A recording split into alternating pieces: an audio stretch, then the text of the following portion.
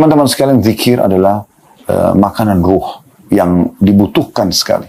Jadi Anda harus merasa dia lebih Anda butuhkan daripada makanan di saat lapar, minuman di saat haus. Begitu juga dengan doa. Doa ini subhanallah alat, ya, perangkat yang Allah subhanahu wa ta'ala siapkan agar Anda langsung bermunajat dengan sang raja yang sebenarnya, sang pencipta alam semesta ini, zat yang maha kaya, yang maha kuasa, ya. Dan Allah subhanahu wa ta'ala tidak meminta Anda, ya, untuk melalui sekretaris khusus, tanda kutip di sini. Anda tinggal menghadap kiblat, memuji Allah, walaupun dengan sederhana Anda mengatakan Alhamdulillah, Anda membacakan salawat kepada manusia terbaik Nabi Muhammad SAW, dan Anda sampaikan hajat Anda, maka sudah cukup, ya. Dan ini Allah SWT kekalkan dalam Al-Quran. Wa idza sa'alaka ibadi anni fa inni qarib. Hai Muhammad, kalau ditanyakan kepadamu oleh hamba-hambaku tentang aku, katakan aku sangat dekat. Ujibu da'watad da'i idza da'an. Aku akan terus menjawab permintaan orang-orang yang meminta kepadaku. Falyastajibu li wal yu'minu bi. Oleh karena itu mereka mohonlah kepadaku, lalu mereka beriman kepadaku. La'allahum yarshudun, semoga mereka mendapatkan petunjuk. Dan Nabi Muhammad SAW sudah mengatakan tidak ada seorang muslim di muka bumi yang berdoa kecuali Allah terima, hanya saja melalui salah dari 3 tahapan. Bisa diberikan langsung di saat itu, atau Allah hilangkan keburukan yang akan menimpa dia, ya, atau Allah akan simpankan yang dia panen dalam bentuk pahala pada hari kiamat. Cuma memang perlu digarisbawahi, jawaban doa yang Allah berikan sesuai dengan sistem atau sunnatullah yang Allah sudah ciptakan. Anda kalau lapar, Anda mengatakan, ya Allah hilangkan lapar saya. Tidak spontan laparnya hilang, tapi Allah mudahkan kita dengan sistem yang sudah Allah buat, hilangkan lapar oleh proses makan. Anda akan mendapatkan makanan, Anda akan bisa mengunyahnya, menelan melalui tenggorokan Anda, lalu dikelola dengan usus Anda, kemudian barulah lapar itu hilang. Anda capek, Anda mengatakan, ya Allah, hamba meletih sekali, capek. Maka Allah buat Anda mengantuk, Anda bisa tidur beberapa jam, lalu kemudian Anda segar kembali. Apa saja, ya. Anda sakit misalnya, Anda mengatakan, ya Allah, hambamu sakit, sembuhkanlah. Allah nggak lemparkan obat dari langit, tapi Allah mudahkan kita bertemu dengan dokter atau obat yang tepat, kemudian kita bisa sembuh. Setelah tentu melalui prosesnya, yaitu beberapa saat mengkonsumsi obat tersebut misalnya, baru Allah SWT berikan. Nah, seperti itu kurang lebih gambarannya. Maka ini 2 hal yang luar biasa. Sebenarnya kalau dibahas zikir sendiri saja sudah luar biasa panjang bahasannya. Begitu juga kalau orang bahas doa juga panjang bahasannya. Ya, tapi penulis ini menyatukan keduanya, berzikir dan berdoa kepada Allah Subhanahu wa Ta'ala. Kita coba bacakan apa yang ditulis oleh penulis pada saat menjelaskan perkara yang keempat yang melapangkan dari 10 perkara di bahasan buku ini, di halaman 17 bagian pegang bukunya, ya.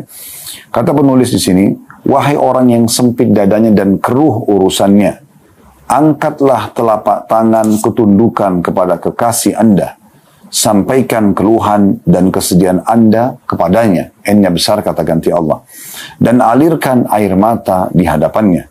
Ketahuilah, semoga Allah Azza wa Jal memelihara Anda, bahwa Allah Azza wa Jal lebih sayang kepada Anda daripada kasih sayang ayah, ibu, sahabat karib, dan anak-anak Anda kepada Anda.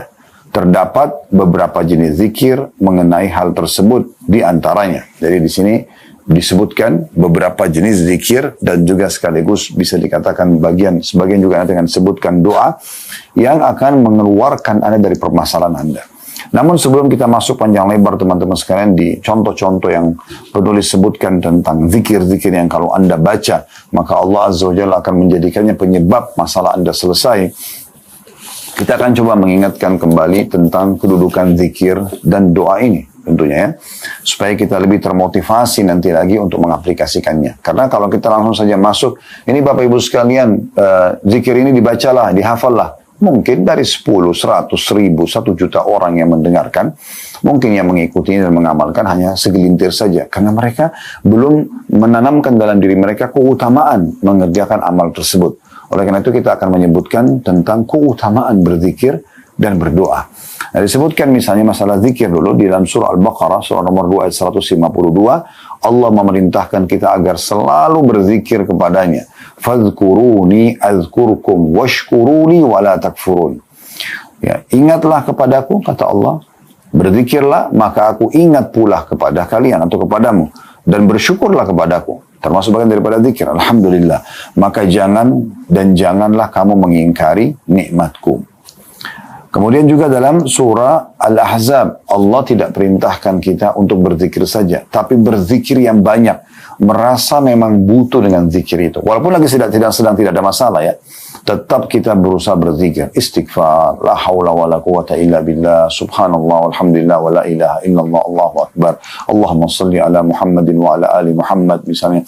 Kita berzikir. La hawla wa la quwata illa billah. Misalnya subhanallah wa bihamdi subhanallahil azim. Banyak sekali zikir-zikir la ilaha illallah dengan segala jenisnya. Ada la ilaha illallah saja, ada la ilaha illallah wahdahu la syarika lah, lahul mulku wa lahul hamdu wa huwa ala kulli syai'in qadir. La ilaha illallah wahdahu la syarika lah, lahul mulku wa lahul hamdu yuhyi wa yumiit wa huwa ala kulli syai'in qadir. Banyak, ada juga la ilaha illallah wahdahu la syarika lah, lahul mulku wa lahul hamdu biyadil khair wa huwa ala kulli syai'in qadir. Dengan segala macam jenisnya, semua itu teman-teman dilakukan di saat kita sedang lapang dan sedang sempit. Kalau lapang akan menambah derajat kita di surga dan juga menambah pahala kita. Dan juga karena Allah perintahkan dalam dalil tadi sudah kita bacakan Al-Baqarah 152. Sekarang kita akan bacakan juga surah Al-Ahzab insyaAllah surah nomor 33 ayat 41. Tentang perintah Allah untuk berzikir. Ya. Anda baca dan di saat Anda sedang sempit maka dia akan menjadi solusi dari permasalahan Anda. Allah berfirman, Ya ayyuhalladzina amanu dzkurullaha dzikran katsira. Wahai orang-orang beriman berzikirlah kepada Allah dengan zikir yang banyak. Banyak. Kalau Anda cuma mengandalkan zikir habis sholat saja, itu bagian kecil daripada zikir yang harusnya Anda amalkan dalam keseharian. Ya, sebagian salaf bahkan ada yang beristighfar dalam sehari sampai 1000 kali misalnya. Ya, karena kan mengulang-ulanginya ya. Sekali berzikir bisa sampai 100 kali. Sebagaimana para sahabat mengatakan, kami menghitung Nabi SAW dalam satu majlis ya. Mengatakan, Rabbi gfirli wa tub alayya. Wahai Tuhanku maafkanlah aku dan terima taubatku. Itu dalam satu majlis sampai 100 kali. Berarti majelis yang lain mungkin beliau akan membaca lagi. Jadi zikir yang sangat banyak. Kemudian juga di dalam firman Allah Subhanahu wa taala yang lain Al-Ahzab juga masih sama di ayat 35-nya وَالذَّاكِرِينَ اللَّهَ كَثِيرًا وَالذَّاكِرَاتِ أَعَدَّ اللَّهُ لَهُمْ مَغْفِرَةً وَأَجْرًا عَظِيمًا. Laki-laki dan perempuan yang banyak berzikir, mengingat Allah dan juga menyebut-nyebut nama Allah, maka Allah telah menyediakan untuk mereka ampunan dan pahala yang besar. Pahala yang besar. Ya. Kemudian dalam surah Al-A'raf, ayat surah nomor 7 ayat 205, yang berbunyi, وَاذْكُرْ رَبَّكَ فِي نَفْسِكَ تَضَرُّعًا وَخِيفَةً وَدُونَ الْجَهْرِ مِنَ الْقَوْلِ بِالْغُدُوِّ وَالْآصَالِ وَلَا تَكُنْ مِنَ الْغَافِلِينَ. Dan sebutlah nama Rabbmu dalam hatimu dengan merendahkan diri dan rasa takut dan dengan tidak mengeraskan suara, teriak-teriak maksudnya ya. Di waktu pagi dan petang, dan janganlah kamu termasuk orang-orang yang lalai. Termasuk orang-orang yang lalai. Begitu juga dengan sabda Nabi SAW di dalam hadis yang diriwayatkan oleh Bukhari di jilid 11 halaman 208. Kata Nabi SAW, "Mathalul ladzi yadhkuru rabbahu wal ladzi la yadhkuru rabbahu mathalul hayy wal mayyit." Perumpamaan dan perbedaan antara orang yang berzikir kepada Tuhannya dan orang yang tidak berzikir seperti orang mati dan orang hidup. Ya, seperti orang hidup dan orang mati. Orang yang berzikir seperti orang hidup dan orang yang tidak berzikir seperti orang yang mati. Anda bisa bedakan antara orang yang hidup duduk di satu sisi sebelahnya diletakkan jenazah. Akan sangat berbeda. Ini bisa melihat, ini bisa mendengar, ini bisa beraktivitas, bisa bersuara, masih bisa menambah amalnya, masih bisa beristighfar dari urusan. Ini sudah tidak bisa sama sekali. Nah, sampai diberikan perumpamaan seperti itu. Seperti orang hidup dan orang mati kalau orang yang berzikir dengan tidak berzikir. Jadi sebenarnya makna hadis ini teman-teman sekalian, hadis Bukhari yang sahih ini, kalau ada orang yang hidupnya tidak ada zikir kepada Allah SWT atau sedikit sekali zikirnya, seperti orang yang mati. Ya. Seperti percuma dia hidup. Dia tidak mengingat Tuhannya Allah Subhanahu wa ta'ala. Dalam sebuah hadis yang lain, diriwayatkan Imam Muslim, "Mathalul baiti alladhi yuzkaru Allah fi wal baiti alladhi la yuzkaru Allah fi mathalul hayy wal mayyit." Perumpamaan rumah yang di dalamnya ada zikir kepada Allah dan rumah yang tidak ada zikir di dalamnya kepada Allah, perumpamaan seperti orang hidup dan juga orang yang sudah meninggal. Jadi di sini bukan hanya sekedar dia lagi duduk saja di musallahnya, tapi di rumahnya juga dia berzikir, di kendaraannya juga dia berzikir. Ya. Kemudian dalam hadis yang lain juga, hadis yang diriwayatkan oleh Tirmidzi di jilid 5 halaman 459 dan Ibnu Majah juga di jilid 2 halaman 1245 dan ini disahihkan oleh Syekh Albani, di mana Nabi SAW bersabda, "Ala unabbi'ukum bi khairi amalikum." Mau enggak aku tunjukkan kepada kalian amal kalian yang paling baik? Wa azkaha 'inda malikikum, dan paling suci di sisi Tuhan kalian. Maksudnya paling maksimal pahala yang bisa kalian dapatkan. Wa arfa'iha fi darajatikum, dan yang paling cepat melejitkan derajat kalian di surga. Wa khairi lakum min infaqid dhabi wal wariq, dan lebih baik bahkan pahalanya daripada kalian menginfakkan emas dan juga uang-uang kertas. Wa khairi lakum min an talqaw aduwakum fatadribu anaqahum wa yadribu anaqakum, bahkan lebih baik lagi daripada kalian bertemu dengan musuh kalian lalu kalian menebas leher mereka, membunuh orang-orang lawan musuh-musuh agama di medan perang, atau kalian dibunuh sehingga kalian mati syahid. Maka para sahabat mengatakan, qalu bala, siapa yang nggak mau? Ditunjukkan amalan, yang amalan ini paling baik di antara semua amalan, yang paling baik, kemudian paling suci di sisi Tuhan Allah Subhanahu wa taala, paling cepat mengangkat derajat, dan lebih baik daripada berinfak dengan emas dan juga uang-uang kertas, lebih baik bahkan daripada perang jihad, membunuh musuh atau kita dibunuh. Maka sahabat langsung merespon, bala, tentu ya Rasulullah. Kata Nabi SAW, zikrullah ta'ala, mengingat Allah yang maha mulia. Gitu. Jadi luar biasa kedudukan zikir itu. Kemudian juga dalam hadis yang lain, riwayat Bukhari, jilid 8 halaman 171, dan Imam Muslim jilid 4 halaman 2061, di mana Rasulullah SAW bersabda, yaqulullahu ta'ala, Allah yang maha tinggi berfirman, ana inda dhanni abdi bi, saya sesuai dengan prasangka hambaku. Wa ana ma'ahu idza dzakarani, dan aku selalu bersamanya kalau dia mengingatku, berzikir kepadaku. Fa in dzakarani fi nafsi dzakartu fi nafsi, kalau dia mengingat aku di dirinya maka aku akan ingat juga dia di diriku. Wa in dzakarani fi mala'in dzakartu fi mala'in khairi minhum, kalau dia menyebutku tetap berzikir walaupun di depan orang umum, maka aku akan juga menyebutnya di kelompok yang lebih baik daripada mereka, maksudnya dari kalangan malaikat, lebih baik daripada manusia. Wa in taqarraba ilai shibran taqarrabtu ilaihi dhira'an, kalau dia berusaha mendekatkan diri kepadaku sejengkal saja, maka aku akan dekatkan diri kepadanya satu hasta. Wa in taqarraba ilaihi dhira'an taqarrabtu ilaihi ba'an, dan kalau dia mendekatkan kepadaku diri satu hasta, aku akan dekatkan diri kepadanya satu depa. Wa in atani yamshi ataitu harwala, dan jika dia datang kepadaku dengan berjalan, maka aku akan datang kepadanya sambil berjalan cepat. Maknanya, kalau orang berzikir kepada Allah, selalu mengingat Tuhannya, ini pahalanya sangat besar, cepat mengangkat derajat, ya, lebih baik daripada semua jenis ibadah termasuk jihad, sedekah. Dan juga teman-teman sekalian, dia akan membuat kita sangat dekat dengan Allah Subhanahu wa taala. Di dalam hadis yang lain, Abdullah bin Busr radhiyallahu anhu mengatakan, ada seorang laki-laki pernah berkata kepada Nabi SAW, ya Rasulullah, sesungguhnya syariat Islam telah banyak bagiku. Aku tidak tahu harus mengerjakan bagaimana semuanya ini. Sudah banyak. Oleh karena itu beritahukan aku sesuatu yang aku bisa pegang teguh. Di antara semua itu aku selalu menjaganya, rutin. Itu selain yang wajib-wajib ya, kayak sholat itu tidak dibahas lagi. Tetapi amalan-amalan tambahan. Maka kata Nabi SAW, la yazalu lisanuka ratban min dzikrillah. Hendaklah lidahmu selalu basah dengan berzikir atau mengingat Allah Subhanahu wa taala. Hadis riwayat Tirmidzi, jilid 5 halaman 458. Ini luar biasa ya. Bagaimana kita bisa tahu atau kita melihat ya keutamaan zikir, dan tentu kalau kita ingin bahas ini tentang keutamaan zikir luar biasa banyaknya ya, luar biasa banyaknya. Dan tentu saja teman-teman sekalian, orang yang membaca Al-Quran masuk dalam berzikir kepada Allah Subhanahu wa taala, membaca kitabullah termasuk bagian daripada zikir. Dan Nabi SAW mengingatkan, bahkan mengancam ya, kalau ada orang-orang yang tidak sibuk dengan zikir ini. Sebagaimana dalam sabda beliau, man qa'ada maq'adan lam yadhkurillaha fihi kanat alaihi minallahi tira. Siapa yang duduk di satu tempat lalu tidak berzikir kepada Allah, maka pastikan dia akan mendapatkan sesuatu yang membuat dia menyesal dari sisi Allah. Artinya bisa saja Allah hukum, wa man ittaja'a madja'an la yadhkurullaha fihi kanat alaihi minallahi tira. Dan barang siapa yang tidur atau berbaring di sebuah tempat tidur kemudian tidak berzikir kepada Allah, maka juga sama, dia akan menjadi kekurangan dan penyesalan atasnya dari Allah nantinya ya. Kemudian juga dalam riwayat yang lain, diriwayatkan oleh Tirmidzi dan disahihkan oleh Syekh Albani, kata Nabi SAW, ma jalasa qaumun majlisan lam yadhkurullaha fihi wa lam yusallu ala nabiyyihim illa kana alaihim tira fa in syaa adzabu wa in syaa ghafara lahum. Tidaklah satu kaum duduk di satu majlis di mana mereka tidak berzikir atau mengingat dan menyebut-nyebut Allah di dalamnya dan tidak membaca salawat kepada Nabi mereka, kecuali akan menjadi kekurangan atau penyesalan atas mereka. Jika Allah menghendaki, maka Dia akan menyiksa mereka, dan jika Allah menghendaki, maka Allah akan mengampuni mereka. Ya. Dalam riwayat yang lain, riwayat ini sangat tegas ya, diriwayatkan Abu Daud dan Ahmad, dan ini disahihkan oleh Syekh Albani juga. Kata Nabi SAW, "Ma min qaumin yakumuna min majlisin la yadhkuruna Allah fihi illa qamu an mithli jifani himar wa kana lahum hasra."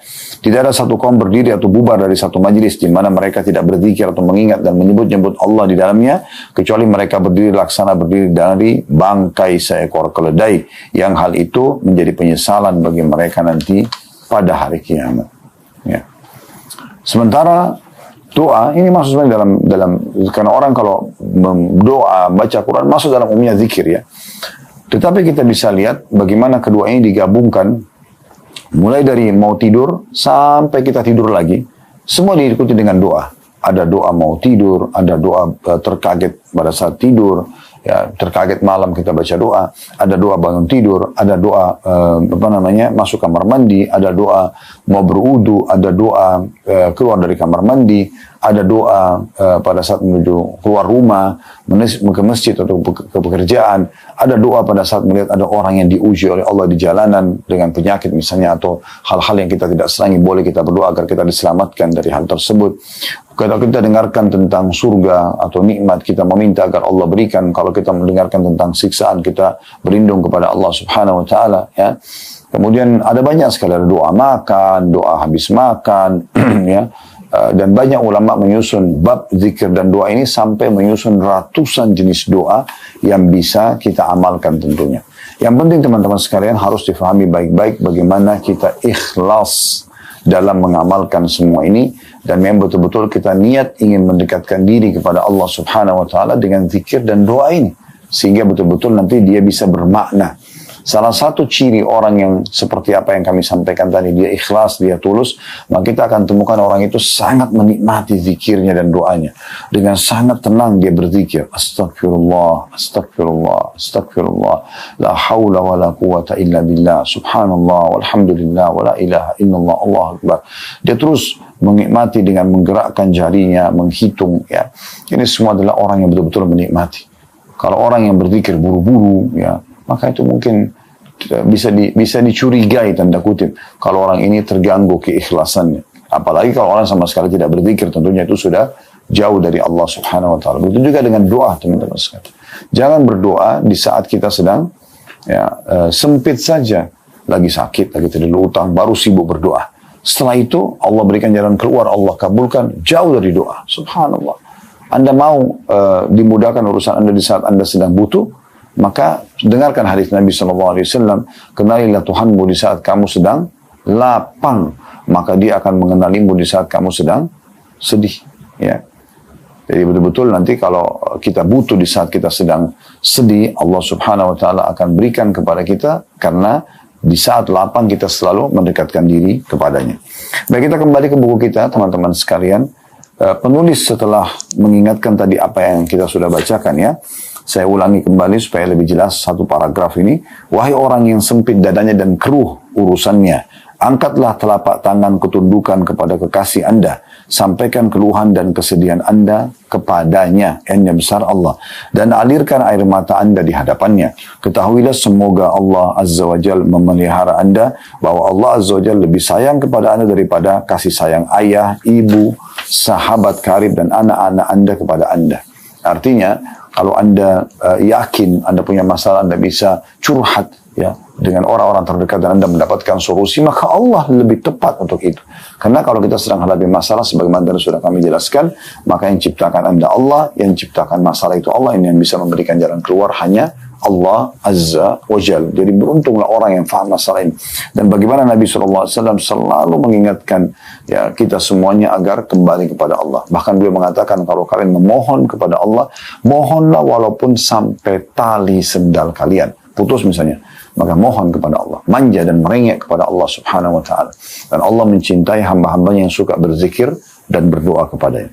Baik, di sini Penulis mengatakan terdapat zikir-zikir yang bisa membantu Anda keluar dari permasalahan-permasalahan sedang Anda hadapi, karena kita sedang bicara bagaimana kalau dada itu sedang sempit supaya dia bisa lapang. Yang pertama disebutkan riwayat Abdullah bin Abbas radhiyallahu anhu, ia mengatakan bahwasanya Rasulullah sallallahu alaihi wasallam bersabda dalam hadis Bukhari dan Muslim. Itu bisa Bapak Ibu lihat yang mengikuti buku ini ya di halaman 18. Yaitu Nabi SAW biasa mengucapkan, kata Abdullah bin Abbas radhiyallahu anhu, pada saat kesusahan, la ilaha illallahul azimul halim, la ilaha illallahu rabbul arshil azim, la ilaha illallahu rabbus samawati wa rabbul ardi wa rabbul arshil karim. Jadi ini potongan-potongan zikir yang kalau Anda baca, maka pastikan teman-teman sekalian akan selesai urusan Anda. Jadi kalau Nabi SAW dalam kesulitan selalu membaca ini, sehingga Allah berikan jalan keluar dari permasalahannya. Potongan pertama dari zikir ini, la ilaha illallahul azimul halim. Tidak ada Tuhan yang berhak disembah ya, kecuali Allah yang maha agung lagi maha penyantun. Al-azim, agung, al-halim, penyantun. Artinya yang akan memenuhi kebutuhan dan permohonan hamba-hambanya. Ini potongan pertama. Hafal baik-baik di luar kepala Anda. La ilaha illallahul azimul halim. Ya. Jadi fahami maknanya, Anda akan mudah menghafalnya. Tidak ada Tuhan yang berhak disembah kecuali Allah yang maha agung dan yang maha penyantun. Al-azim, agung, al-halim, penyantun. Potongan kedua. La ilaha illallahu rabbul arshil azim. La ilaha illallah, tidak Tuhan yang berhak disembah kecuali Allah. Rabbul arshil azim, pemilik singgasana yang agung. Pemilik singgasana yang agung. Jadi sini potongan kedua. Kalau tadi la ilaha illallahul azimul halim, tidak Tuhan yang berhak disembah kecuali Allah yang maha agung dan maha penyantun. Yang kedua, la ilaha illallahu rabbul arshil azim, tidak Tuhan yang berhak disembah kecuali Allah, pemilik singgasana yang agung. Potongan ketiga, la ilaha illallahu rabbus samawati wa rabbul ardi wa rabbul arshil karim. La ilaha illallah, tidak Tuhan yang berhak disembah kecuali Allah, rabbus samawati wa rabbul ard, Tuhan dan pemilik semua yang di langit, dan juga Tuhan dan pemilik semua yang di bumi, dan pemilik singgasana yang mulia. Pemilik singgasana yang mulia. Jadi 3 potongan zikir. La ilaha illallahu azimul halim, la ilaha illallahu rabbul arshil azim, la ilaha illallahu rabbus samawati wa rabbul ardi wa rabbul arshil karim. Jadi 3 potongan ini kalau Anda baca dengan izin Allah subhanahu wa ta'ala, permasalahan Anda akan diselesaikan. Kalau Anda berdoa setelahnya akan diterima doa Anda. Ya. Sebagaimana dijelaskan dalam keutamaan zikir ini. Yang diriwayatkan oleh Bukhari dan juga Muslim. Yang kedua teman-teman sekalian, riwayat Abdullah bin Mas'ud radhiyallahu anhu, ia mengatakan bahwasanya Rasulullah SAW bila mengalami kesusahan atau kesedihan, beliau mengulangi dan mengucapkan doa, Ya Hayyu Ya Qayyum birahmatika astaghith. Ya, ini pendek. Ya Hayyu Ya Qayyum, wahai zat yang maha hidup dan lagi maha mengurus ya, makhluknya, atau terus menerus mengurus makhluknya. Dengan rahmatmu lah aku memohon bantuan. Ini diriwayatkan oleh Al-Hakim dan disahihkan oleh beliau dalam kitab Mustadraknya. Ya Hayyu Ya Qayyum birahmatika astaghith. Ya, yang zat yang maha hidup dan terus menerus mengurus makhluknya, dengan rahmatmu lah aku memohon pertolongan. Ini yang kedua. Yang ketiga teman-teman sekalian ditawarkan oleh penulis di sini adalah hadis Abu Bakar radhiyallahu anhu, bahwa Rasulullah SAW bersabda dalam hadis yang sahih diriwayatkan Abu Daud dan juga Ibnu Hibban. Kata Nabi SAW, da'awatul makrub, doa-doa saat kesusahan supaya dapat jalan keluar, ialah, bacalah, Allahumma rahmataka arju fala takilni ila nafsi tarfata ain wa aslih li sya'ni kullahu la ilaha illa ant. Artinya, Allahumma rahmataka arju, ya Allah rahmatmu lah yang aku harapkan. Fala takilni ila nafsi, maka jangan engkau menyerahkan aku kepada diriku sendiri, tarfata ain, sekejap mata pun. Wa aslih li sya'ni kullahu la ilaha illa ant, maka perbaikilah semua keadaanku. Ya. Sempurnakanlah semua keadaanku dan urusanku. Tidak ada ilah atau Tuhan yang berhak disembah dengan benar kecuali Engkau. Ya, jadi ini potongan doa yang luar biasa. Nabi SAW memang sudah sebutkan, ya, bukan sebagai opsional, tapi sebagai inti daripada solusi keluar dari satu kesulitan atau kesedihan. Yaitu dengan membaca Allahumma rahmataka arju. Ya Allah, rahmatmu lah yang aku harapkan. Fala takilni ila nafsi tarfata ain. Jangan engkau biarkan aku sekejap pun untuk mengambil keputusan sendirian. Ya, wa aslih li sya'ni kullah.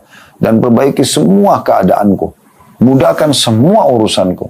La ilaha illa anta. Tidak Tuhan yang berhak disembah kecuali Engkau. Kita ulangi dari awal, ya. Jadi poin yang pertama, Anda di hadis yang pertama, la ilaha illallahul azimul halim. La ilaha illallah rabbul arshil azim. La ilaha illallah rabbus samawati wa rabbul ardi wa rabbul arshil karim. Ini yang pertama. Yang kedua, ya, kita membaca tadi, ya hayyu ya qayyum birahmatika astagith. Ya. Ini zikir yang kedua. Zikir yang ketiga, Allahumma rahmataka arju fala takilni ila nafsi tarfata ain wa aslih li sya'ni kullah la ilaha illa ant. Sekarang kita perhatikan teman-teman sekalian, maknanya sangat dalam, ya. Ini zikir yang ketiga.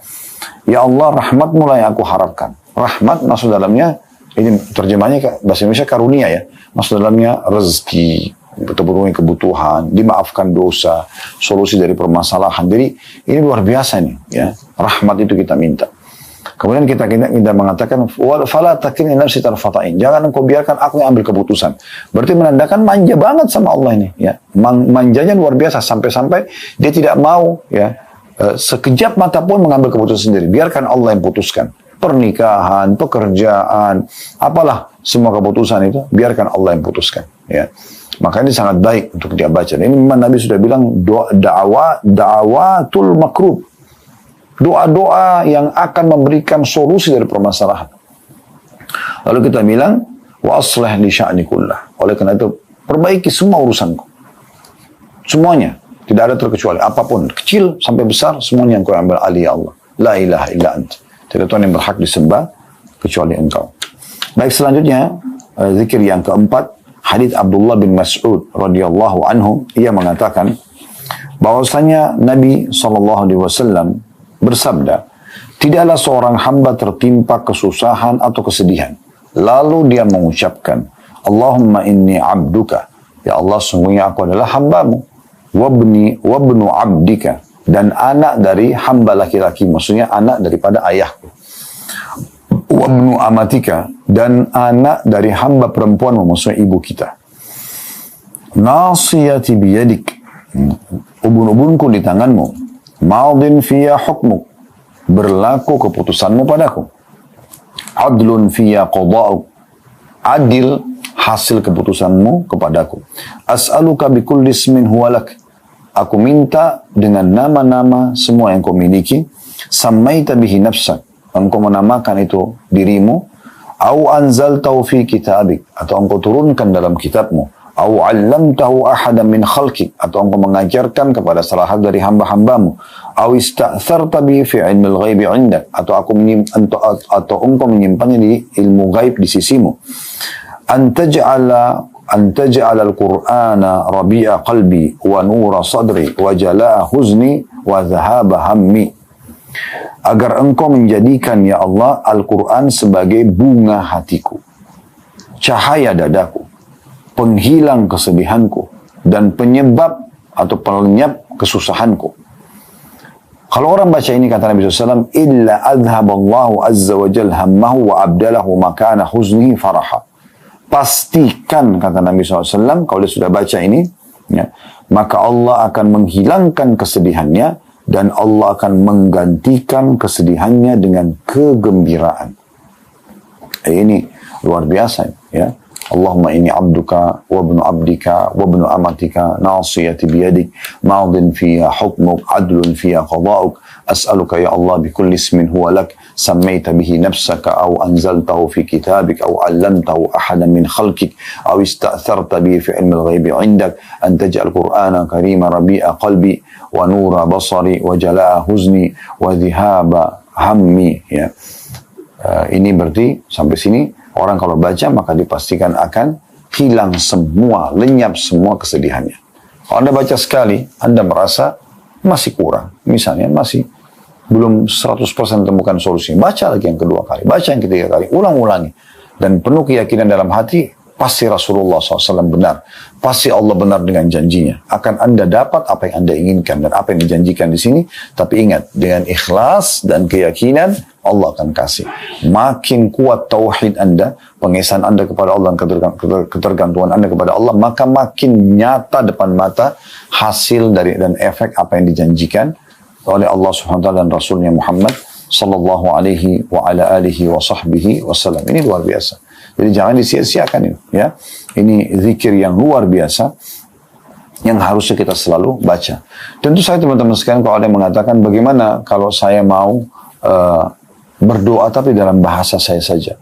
Saya berkeluh kesah dengan Allah, saya tanda kutip bercengkrama di sini, menangis, merengek, manja kepada Allah dengan bahasa saya, dan saya bahasakan langsung permasalahan saya. Boleh nggak? Boleh saja, tidak masalah. Ya, tapi saran kami, zikir-zikir tadi yang disarankan ini oleh penulis, 4 tadi kita dikasih pilihan, usahakan disisipkan pada saat Anda menyampaikan hajat Anda. Saya ulangi lagi, yang pertama adalah La ilaha illallahul azimul halim. Tidak ada Tuhan yang berhak disembah kecuali Allah yang maha agung dan maha penyantun. La ilaha illallah rabbul arshil azim.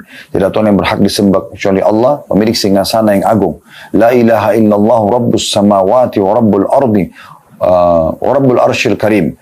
Tidak ada Tuhan yang berhak disembah kecuali Allah, pemilik pencipta dan penguasa seluruh alam semesta, langit dan juga pemilik dan pencipta semua ada di bumi, pemilik singgasana yang mulia. Ini yang pertama. Yang kedua tadi, Ya Hayyu Ya Qayyum, wahai zat yang maha hidup dan terus mengurus makhluknya, birahmatika astaghith, dengan rahmatmu lah aku meminta pertolongan.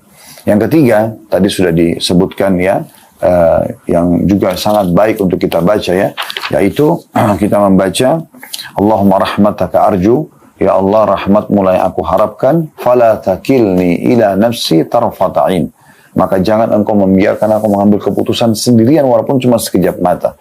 Wa aslih li sya'ni kullah, dan perbaiki semua perkara urusanku. La ilaha illa anta, tidak ada Tuhan yang berhak disembah kecuali engkau. Kemudian yang terakhir, yang keempat tadi adalah bagaimana Nabi SAW mengatakan tidak ada seorang hamba yang tertimpa masalah, kesusahan, kecil ataupun besar. Nah, kemudian dia membaca Allahumma inni abduka, ya Allah aku adalah hambamu, wabnu abdika, anak dari hamba laki-laki maksudnya ayahku, wabnu amatika, dan anak dari hamba perempuan maksudnya ibu kita, nasiyati biyadik, ubun-ubunku di tanganmu, madin fiyya hukmuk, berjalan kepadaku takdirmu atau keputusanmu, adlun fiyya qada'uk, sangat adil keputusanmu kepadaku. Kemudian kita mengatakan as'aluka bikulli ismin huwalak, aku mohon kepadamu dengan atas namamu yang semua kau miliki, samaita bihi nafsak, engkau telah menamakan dirimu dengan nama-nama itu, au anzaltahu fi kitabik, atau engkau turunkan dalam kitabmu, au 'allamtahu ahada min khalqik, atau engkau mengajarkannya kepada salah dari hamba-hambamu, au ista'tharta bi fi ilmil ghaibi 'indak, atau engkau menyimpan di sisimu ya, di ilmu gaib ya, antaj'al qur'ana karima rabi'a qalbi, agar engkau menjadikan Quran yang mulia sebagai bunga hatiku atau hiasan dalam hatiku, wa nura sadri, dan cahaya dadaku, wa jala'a huzni wa dhahaba hammi, dan semoga juga bisa menghilangkan kesedihanku dan juga menghilangkan atau menyelapkan kesedihanku, kesumpekanku ya. Maka kata Nabi SAW, pasti Allah akan ganti kesedihannya menjadi kesenangan. Jadi ini bentuk-bentuk zikir yang luar biasa yang harusnya sudah di luar kepala, dihafal oleh setiap muslim, dan dia selalu mengucapkan agar mendapatkan solusi dari permasalahan. Sebagai penutup, kata penulis ini, dan zikir-zikir lainnya yang disinyalir dalam bab ini dan yang juga semisalnya. Maksudnya beliau berkata, ada zikir-zikir yang tidak disebutkan di sini, tetapi dia sebenarnya masuk juga ya. Kalau Anda menemukan misalnya dalam satu buku ada riwayat-riwayat lain, maka itu juga bisa masuk dalamnya. Seperti misalnya sabda Nabi SAW, siapa yang melazimi istighfar, selalu mengucapkan istighfar, maka Allah akan jadikan dari setiap permasalahan dan kesedihannya jalan keluar, dan Allah berikan rezeki dari tempat tidak disangka-sangka, kan gitu ada ya contohnya. Lalu kata beliau, penulis sebagai penutup di paragraf terakhirnya, hendaklah Anda, semoga Allah Azza wa Jalla memberkahi Anda, berkeinginan keras untuk senantiasa berzikir kepada Allah Azza wa Jalla dan tidak berpaling darinya. Karena Allah Azza wa Jalla berfirman di dalam ayat Al-Quran surah Taha, surah nomor 20 ayat 124. Dan ini kekal ditilawakan oleh orang-orang beriman. وَمَنْ أَعْرَضَ عَنْ ذِكْرِ فَإِنَّ لَهُ مَعِيشَةً ضَنْكًا وَنَحْشُرُهُ يَوْمَ الْقِيَامَةِ أَعْمَى. Dan barang siapa yang berpaling dari peringatanku, ya, maka dia tidak mau berzikir. أَعْرَضَ عَنْ ذِكْرِ, dia menolak, tidak mau berzikir. Fa'idna lahu ma'isyatan maka dia akan mendapatkan kehidupan yang sempit.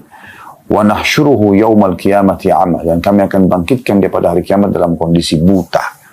Jadi opsinya adalah kita berzikir dapat ketentraman dan pahala yang besar, ya, atau kita menolak maka akan naudzubillah terhina. Ya, Allah Subhanahu wa taala akan berikan kehidupan yang sempit, walaupun rumahnya luas, mobilnya mewah, hartanya melimpah, tidak ada kegembiraan, tidak ada kebahagiaan.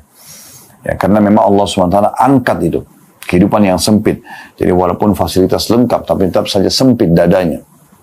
Dan nanti pada hari kiamat, karena dianggap dia tidak mau berzikir, maka dia akan, ya, dibangkitkan dalam kondisi buta matanya. Di dunia aja kita tidak bisa lihat, sudah malah terganggu. Semoga Allah menjaga kenikmatan mata ini sampai kita meninggal dalam kondisi sehat, sempurna, dan seluruh anggota tubuh yang lainnya. Allahumma amin. Di hari kiamat kita lebih butuh penglihatan, karena kita harus lihat. Ada neraka, ada surga. Ya. Jadi kita kalau buta betul-betul tidak tahu harus melangkah kemana. Ya. Di dunia mungkin masih ada yang pandu, di akhirat tidak ada.